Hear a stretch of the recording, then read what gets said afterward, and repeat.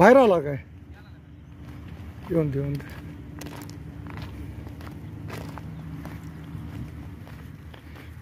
ह्या थंडीच्या स्प्रेडमध्ये घोणस पण जादा निघालेत ना. रसल वायपर लोकांना कळनात, घोणस असे भयानक निघलेत की अजिबातच कळनात झाले.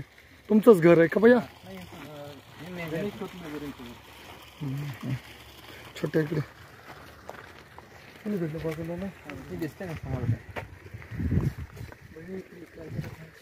नागच आहे ना इकडे जवळ आहे.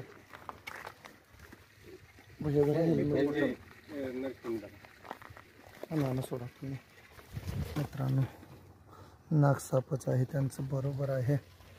आणि अशा अडखळ ठिकाणी घोणस पण बसू शकतो. जे बिल्डिंगचं काम चाललं आणि सेंटरिंगचं काम करताना लक्षच दिलं पाहिजे. कुठं जरी हात घातला, आता तो 100 माणसं मारायसारखं न्यूरोटॉक्सिक विष आहे. बाईट झाली तर काय जगतं या.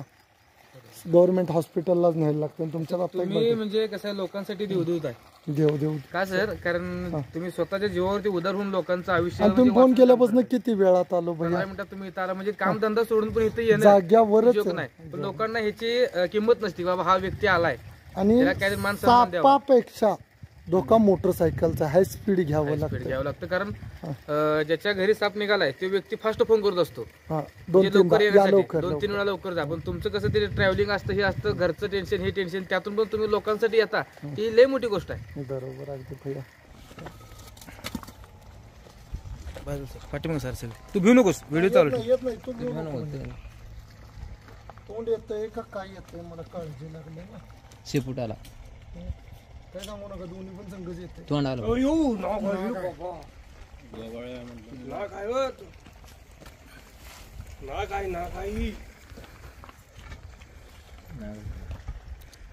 एक सर्प मित्र असेल तर ते प्रोफेशनल सर ट्रेनिंगच झालेलं असतं ना.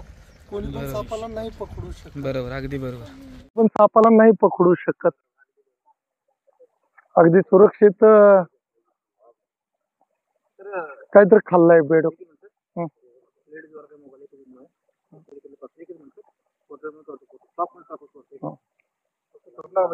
नाही सोडत.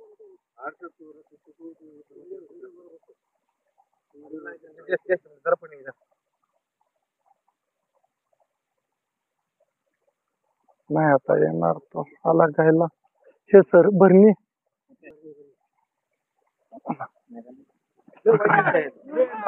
न्यूरोटॉक्सिक विष आहे. तिकडे फोटो येतोय बघा आता. भयंकर असा खुंकार नाग आहे आणि लहान असेल बेबी कोबरा तर तो व्हिनम सोडतोय त्याला. आणि त्याला किती सोडायचं कळत नाही. तो किती जरी झाला तर मला त्या सुरक्षित अंतर माहित आहे ना सर.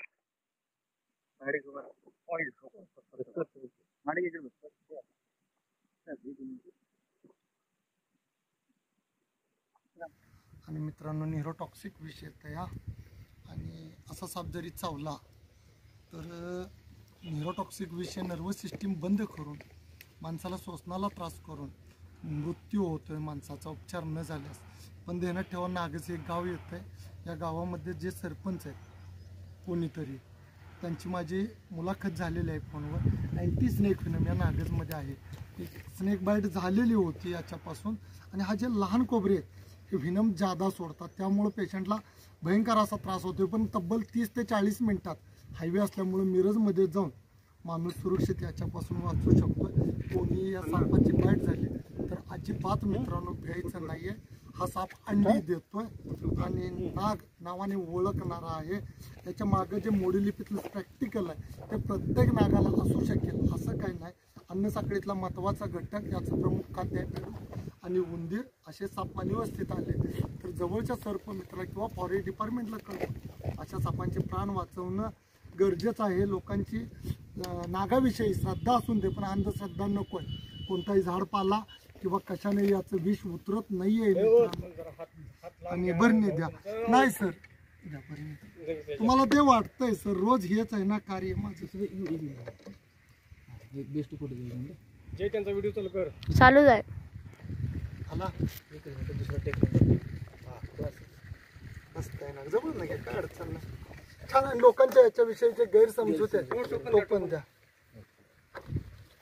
किती साध्या पद्धतीनं. आणि मित्रांनो शतशः या सर्वांचं अभिनंदन की त्यांनी मला 14 किलोमीटर बोलवून या सापाला जीवदान दिलेलं आहे. आणि प्रत्येकांचं निसर्गातला अन्न साखळीतला महत्त्वाचा घटक आहे. मी सर्पमित्र विजय पाटील गेले 7 वर्ष झालं कवठेमंकाळ तालुक्यासाठी कार्य करतोय. साप वाचवा आणि निसर्ग वाचवा. माझ्या जवळच बॉर्डरलाच हे गाव आहे नागज. या गावामध्ये घोणचं प्रमाण वाढायला सुरुवात झालेली आहे. मित्रांनो सगळ्यांनी काळजी घेणं गरजेचं आहे. आणि एकदा शतशः सर्वांचं अभिनंदन करतो. जय हिंद जय महाराष्ट्र. विषय असा आहे की विजय पाटील साहेब हे कोणतीही अपेक्षा न ठेवता माझ्या नजरेत तर कमीत कमी तरी 30 ते 35 नाग पकडून म्हणजे निसर्गाच्या सानिध्यात सोडले आहेत. लोकांना याचा गैरसमज काय होतो की हे नाग पकडतात ह्यांना काहीतरी भेटतं बाहेरनं असं सर गैरसमज आहे. गैरसमज बरोबर बरोबर याचं विष विकलं असं जातं. गैरसमज ते आहे. विष विकलं जात नाही जात नाही. सापाचं. आणि विषय कसा होतो की ती कामधंदा सोडून येतात आणि ज्या व्यक्तीनं बोलवले आमचा अपेक्षा काय असते की बाबा ह्यांच्या घरात साप निघालाय आपण त्याला मान सन्मान काहीतरी करावा. पण त्या लोकांचं गैरसमज आहे की वाईट आहे की ह्यांना त्या विषयातून पैसे मिळते मिळतात. बरोबर असं गैरसमज असल्यामुळे जे लोक फोन करतात त्यांना काय बोलते का ह्यांचं काय कमिशन असेल. हा तर माझ्यावर झालेला प्रसंग याचा आहे. बरोबर लोक म्हणतात. हा बेडूक मानवी वस्तीत उंदीर आणि बेडूक खाण्यासाठीच साप येतोय कोणताही. आणि मित्रांनो कोणताही महाराष्ट्रातला अखंड सर्पमित्र मानवी वस्तीत साप आला की त्याला सुरक्षित पकडून त्याच्या आदिवासात सोडणं हे काम आहे. कोण सापाला माराल सापासंग कोणता सर्पमित्र खेळ करेल तर 1972च्या क्लेमनुसार तो कायद्याने गुन्हा आहे. साप मानवी वस्तीत आला तर त्याला सुरक्षित पकडून अन्न साखळीतला महत्त्वाचा घटक असल्यामुळे जिथं मानवी वस्ती नाही जंगल अशा ठिकाणी सोडणं गरजेचं आहे. आणि साप वाचवा. आणि सर लोकांचा गैरसमज काय आहे की बारका नागा मारा पण बारक्या नागात विष फास्ट असतं. साप पहिलं मुळातच मारणं चुकीचं आहे भैया. एकदम चुकीचं आहे. आणि लोकांना कळत नाही. मोबाईल सगळ्यांच्याकडे आहेत. 2 मिनिटात हे बाळ मोबाईल करतंय. तुम्ही जरी साप मारला तुमचा व्हिडिओ केला समजा तुम्ही काय समजणार मारला झाला विचार. तो कुठल्या तर प्राणी मित्राच्या हाताला लागला की तुम्हाला कमीत कमी 7 वर्षाचा आहे. 10 गुंठ डिपार्टमेंट येऊन इकायलाच लावते. 20व्या मिनिटात तुम्हाला उचलतं. हे तुम्हाला माहित नाही. गोष्ट माहिती आहे का आम्हाला? माहित नाही.